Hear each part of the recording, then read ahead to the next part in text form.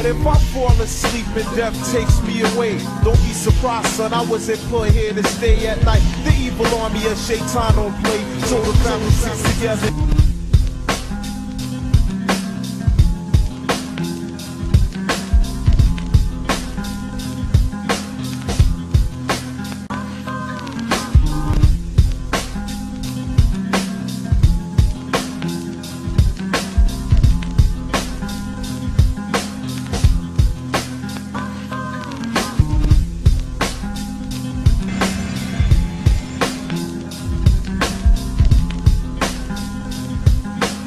Listen to this, folks. The right side of the road was filled with, which I thought was portable toilets. I never looked at them that close. Announcing a radical new claim of presidential power that is not afforded by the Constitution and that has never been attempted in American history, even by George W. Bush and Dick Cheney. Who'd have thought we'd ever get to hear? And I asked him about the field of black boxes. What were they? They're disposable coffins. No, the government doesn't kill our own people. We have a process for this. It's called the justice system. You file charges, you lock them up, you try them before a jury of their peers, and then that's how. They don't kill our own people! To place temporary morgues all across the nation. I went back to my home office. I spoke of it there, and of course people usually don't want to hear too much about this kind of thing. If the president and his advisors conclude that that human being needs to be stopped before that person causes any more danger, then the president can kill him. That's their argument. There is no case law that stands for that. There is no statute that authorizes it, and it directly defies the Fifth Amendment to the Constitution. Sounds like a crime against humanity. What's the difference between that and what Bashar al-Assad is doing to his own people? What is the difference? President Obama today proposed something new, something called prolonged detention. Mr. Marks, my mandate of the District of Columbia Pre-Crime Division. I'm placing you under arrest for the future murder of Sarah Marks and Donald Duganos. Take place today, April 22nd, at 0800 hours, 4 minutes. No, I didn't do anything. Indefinite detention without trial. That's what this is.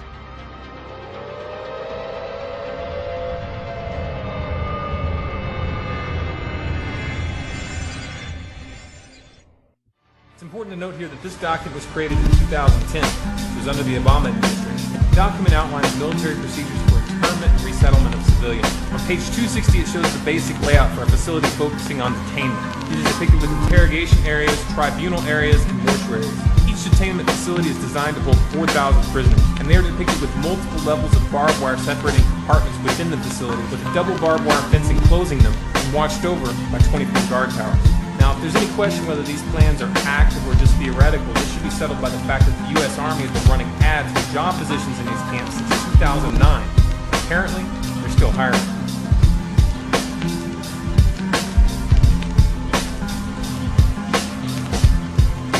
The FEMA plans to imprison American citizens have generated a lot of interest around the country. Take you to the FEMA camps being built by Halliburton right now to house 50 million Americans. They're building enough concentration camps in America by Halliburton. Now, if you go out and you find a pink dot on your mailbox, that means that they believe you'll be a good slave and you're going to go along with the program and serve our international Antichrist masters. And that's the problem we have today. This conspiracy is so monstrous, so demonic, that we tell people about it and they say, you're crazy. This is America.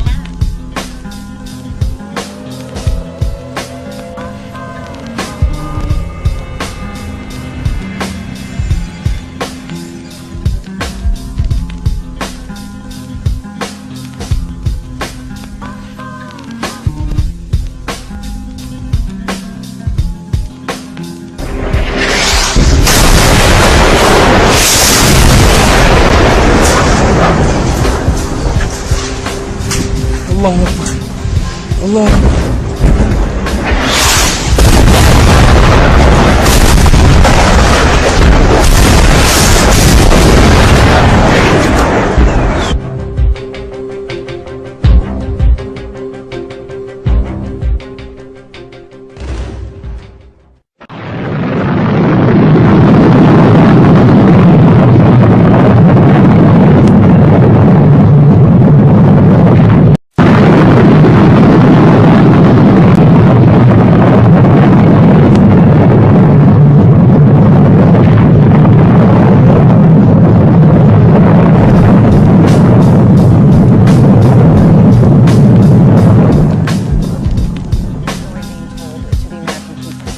stockpile of chemical weapons is dangerous and could be deadly.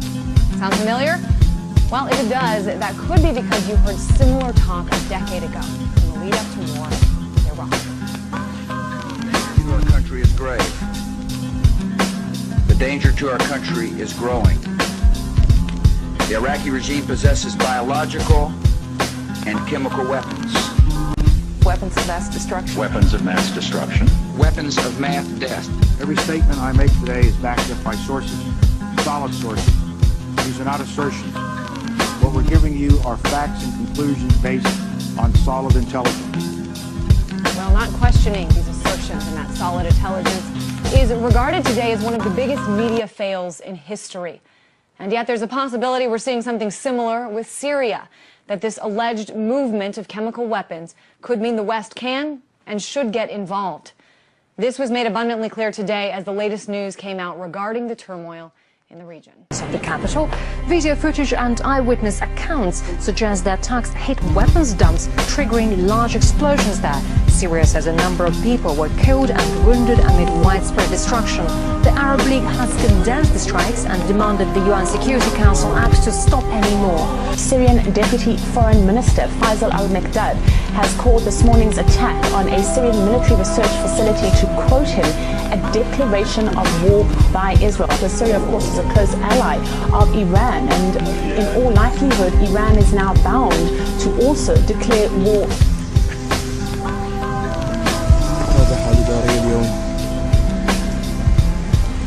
غصبانين جدا براجمات الصواريخ.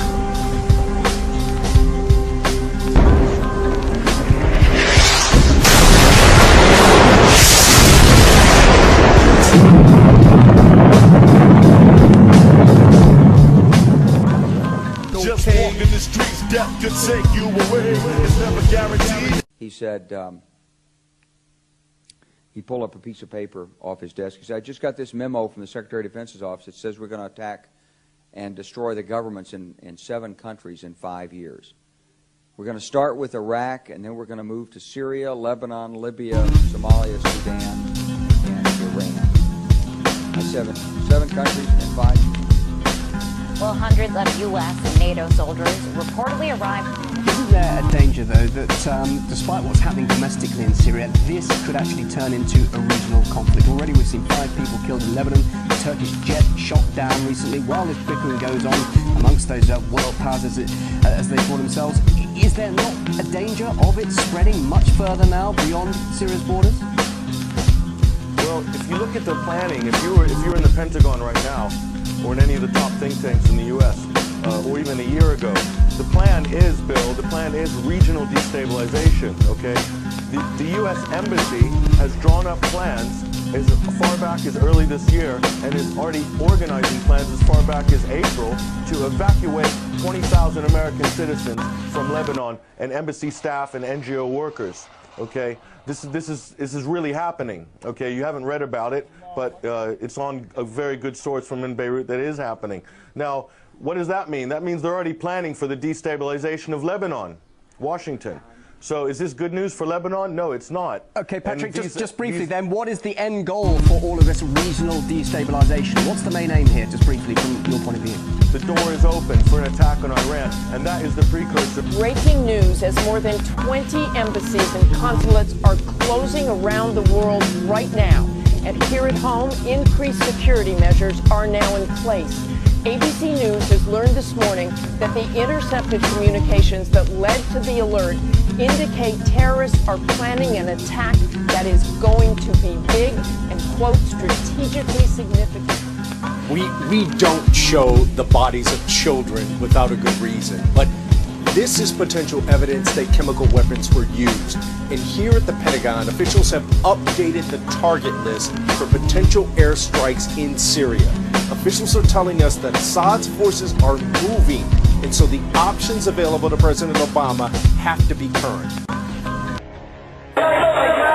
Every new image from the site of an alleged chemical weapons attack in Syria pushes President Obama harder to defend his red line.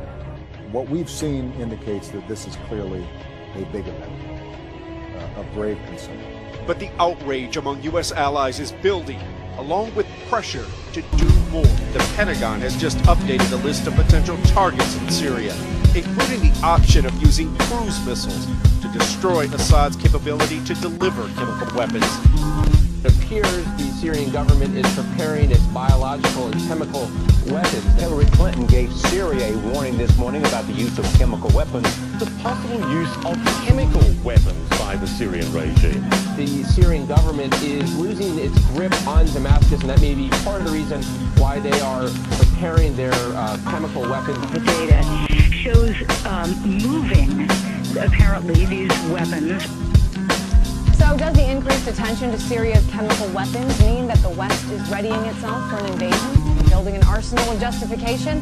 On this Saturday night, state of emergency. Searching for a Syria strategy with U.S. warships on alert in the Mediterranean, the president looks for options after doctors inside Syria confirm thousands were treated for symptoms of a chemical attack. The whole timing, however, of this latest allegation over the use of chemical weaponry being purported to be done by the Syrian government is particularly interesting. I mean, we've heard from the Russian government that it's casting doubts over claims that Damascus was indeed behind this latest attack, saying that it suspects that the evidence might be being used to frame the Syrian government. A Russian Foreign Ministry spokesperson did say that they were getting new evidence that these claims were of a provocative nature, and that the reports that have been circulating on the internet that these accusations that Damascus indeed carried out this attack, in fact, were posted several hours before the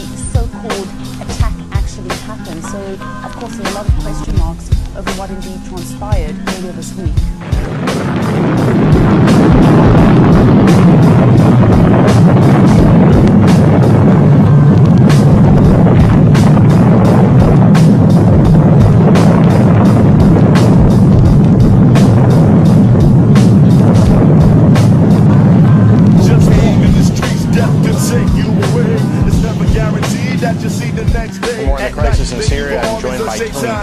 Investigative journalist based in the UK who writes extensively on Middle East issues.